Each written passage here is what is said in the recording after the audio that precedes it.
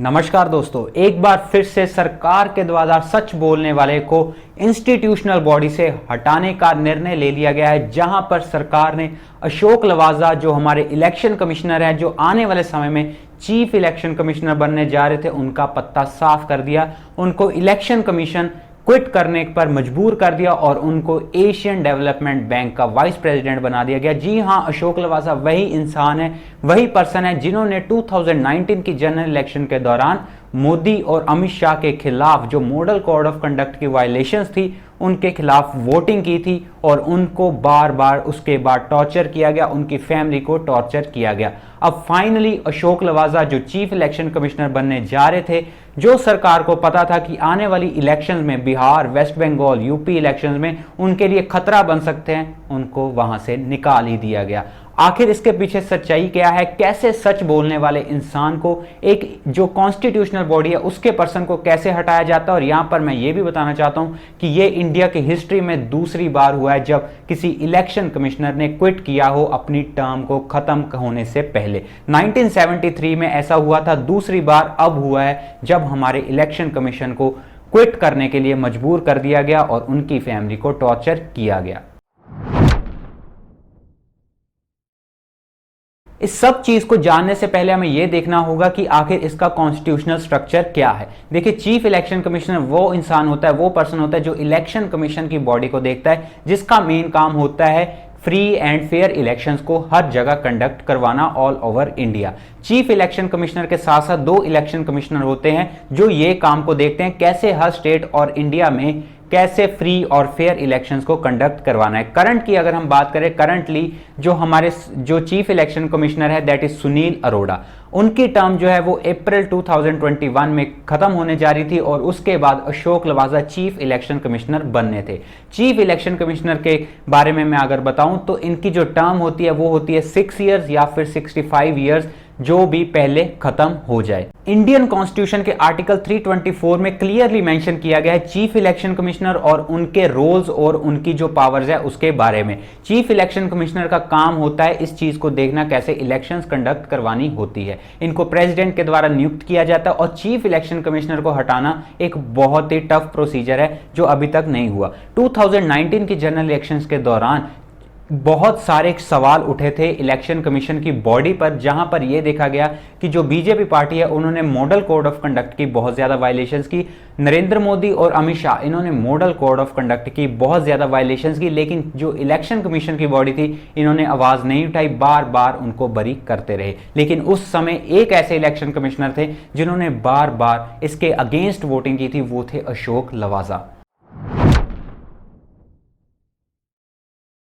अप्रैल 2021 में जो अशोक लवासा है वो चीफ इलेक्शन कमिश्नर बनने जा रहे थे जब सुनील अरोड़ा की टर्म जो है वो खत्म होने जा रही थी। उसके बाद जो अशोक लवासा है उन्होंने मेजर स्टेट्स के इलेक्शंस कंडक्ट करवाने थे as a chief election commissioner, जिनमें यूपी, वेस्ट बंगाल, मणिपुर, गोवा और पंजाब ऐसी जो स्टेट्स है यहां पर इलेक्शंस होने थे और इनको देखना था चीफ इलेक्शन कमिश्नर के द्वारा। लेकिन उससे पहले ही सरकार ने उनको चीफ इलेक्शन कमीशन बॉडी से हटा दिया और उनको एडीबी जो एशियन डेवलपमेंट बैंक है उनमें वाइस प्रेसिडेंट बनाने के लिए मजबूर कर दिया गया।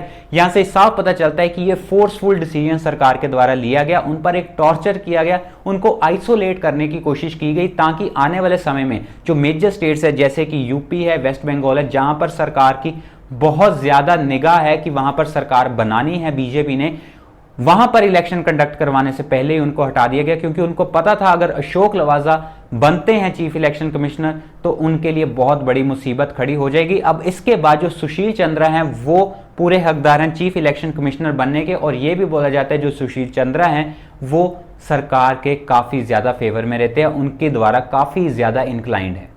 अशोक लवासा के खिलाफ ऐसा सरकार ने स्टेप क्यों लिया? क्यों 1973 के बाद पहली बार ऐसा हो रहा है कि जब कोई इलेक्शन कमिश्नर जो है वो क्विट कर रहा है अपनी टर्म खत्म होने से पहले ही? देखिए, अशोक लवासा 2019 जनरल इलेक्शन में, जैसे मैंने आपको पहले बताया, बार बार उन्होंने सरकार के अगेंस्ट वोटिंग की थी, उन्होंने सच का साथ दिया था जहां पर मॉडल कोड ऑफ कंडक्ट की बहुत ज्यादा वायलेशंस हो रही थी।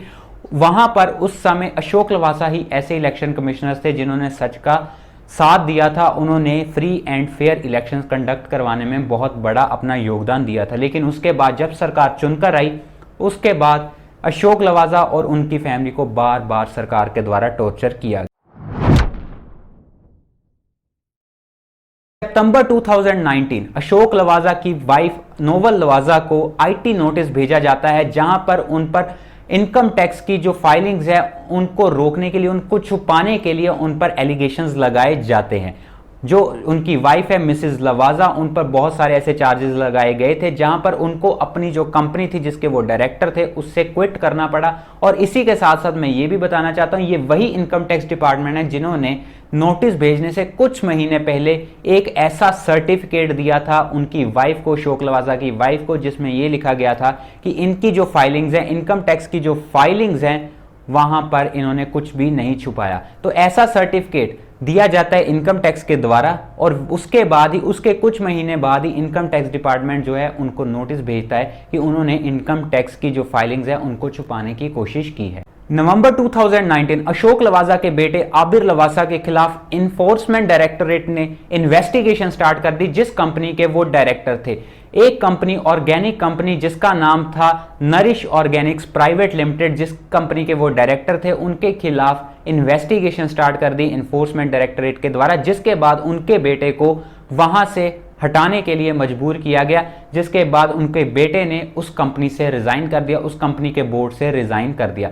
उसके बाद दिसंबर 2019 में अशोक लवासा की सिस्टर, जो एक पीडियाट्रिशियन है, उनके खिलाफ भी टैक्स डिपार्टमेंट ने नोटिस भेजना उनको शुरू कर दिया, जहां पर उन पर एलिगेशंस लगाए गए स्टैंप ड्यूटी इवेजन के।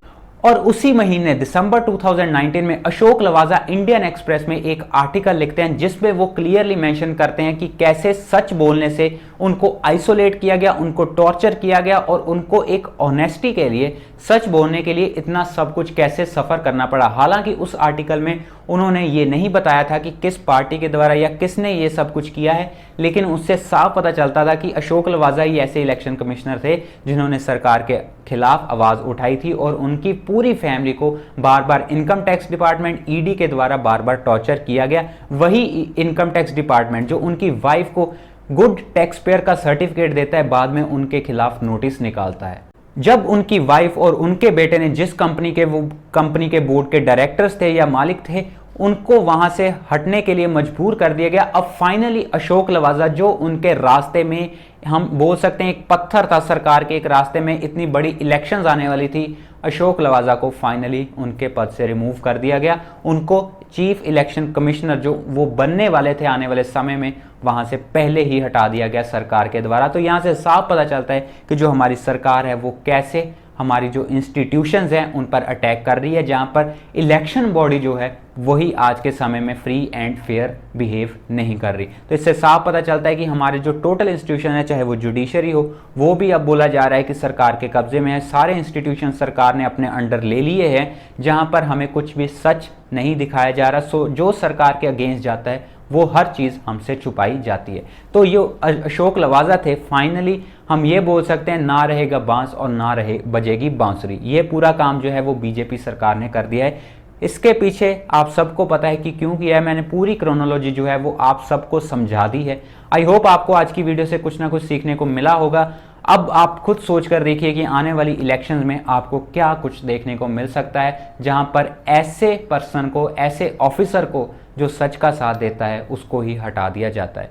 अब मैं चाहता हूं कि आप अपनी राय कमेंट सेक्शन में रखिए, आपको क्या, अब लास्ट में मैं चाहता हूं कि आप सब लोग अपनी राय कमेंट सेक्शन में रखिए, और आपको क्या लगता है कि क्या हमारे जो इंस्टीट्यूशंस हैं, हमारी जो कॉन्स्टिट्यूशनल बॉडीज हैं, क्या वो फ्री एंड फेयर बिहेव कर रही हैं, वर्क कर रही हैं या नहीं कर रही। अगर दोस्तों मेरी वीडियो आपको इन्फॉर्मेटिव लगी है, लाइक कर दीजिए, शेयर कीजिए दोस्तों के साथ, ताकि उनको भी सच का पता चले कि आखिर हमारी कंट्री में चल क्या रहा है। दोस्तों अगर मेरी वीडियो आपको अच्छी लगी है, चैनल को सब्सक्राइब जरूर कर लीजिए, साथ में बेल आइकन है प्रेस कर लीजिए, ताकि आपको मेरी हर वीडियो की नोटिफिकेशन मिल जाए, और जब भी मैं अपना लाइव सेशन करूं आपको उसकी नोटिफिकेशन उसी समय मिल जाए। तो ये थी दोस्तों मेरी आज की शॉर्ट एंड इंफॉर्मेटिव वीडियो।